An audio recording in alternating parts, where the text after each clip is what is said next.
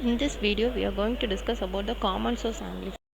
On the completion of this topic, the students will be able to discuss about the operation, biasing, and the applications of the junction field effect transistor. And they can able to design and analyze the FET amplifier. And first one, we are going to see about the common source amplifier with fixed bias. So we are considered here the fixed bias. So in this fixed bias, we will be taking the three terminals. So as usual, we know that it is a FET transistor. So FET transistor, we contains the three terminals, which is nothing but the gate, source, and drain. So here we are considering the fixed bias. So the input we are taking is the gate terminal, and the output is the drain, and source we are grounding it. Since it is a common source amplifier, we are grounding the source region.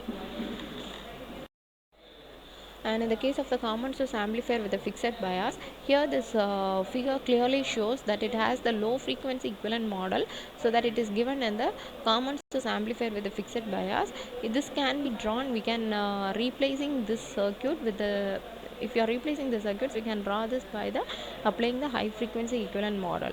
So here all the capacitors and the DC voltages will be short circuited, and also this JFET with its low frequency and the AC equivalent circuit is given in the figure. So that here we will be calculating the input impedance, output impedance, and the voltage gain. So to find the input impedance, first we have been replacing the circuit, that is to find out the equivalent model, that is small signal model of the common source JFET amplifier.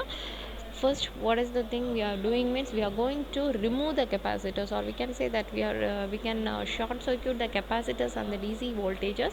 Next we will be applying, that is JFET with its low frequency AC equivalent circuits. So from the diagram we have applied the small signal circuit, so we can remove the capacitors and also the DC supply voltages. So the circuit becomes VA will be the input, here the gate terminal, since it is a gate terminal, the resistance which is present here is the RG, and the voltage in between this one is the gate source voltage, and the current which is flowing through it is GM into VGS, and here is the drain current RD, and the output is the VDS.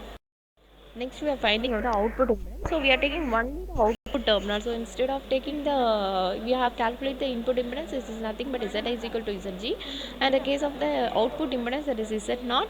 So here we are taking only the output part. So we have drawn the equivalent circuit model for the JFET of the output. So here only the current direction, and then here the RD and the small signal resistance RD is given. So here we are measuring the impedance by looking from the output side with the input voltage, that is Vi. We are to find out the output impedance means we will be setting the input voltage as 0, that is nothing but Vi is equal to 0. So if Vi is equal to 0 means the voltage which is present between the gate and the source will be also equal to 0. So obviously it becomes VGS is equal to 0.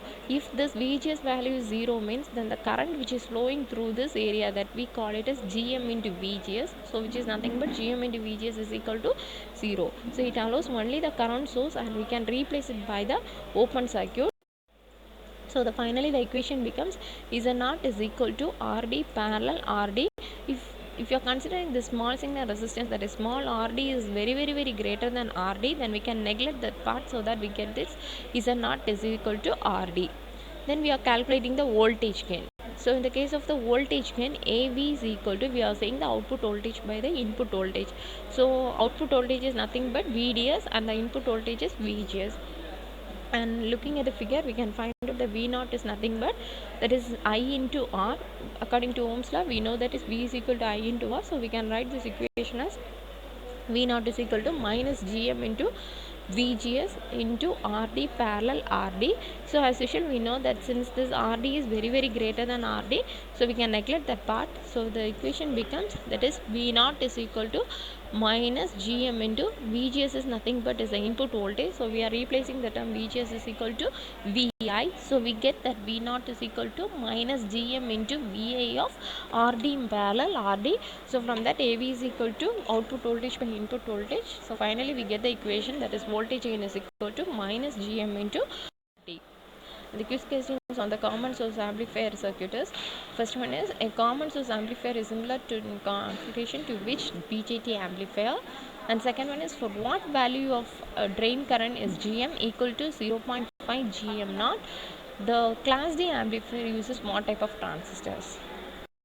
Thank you.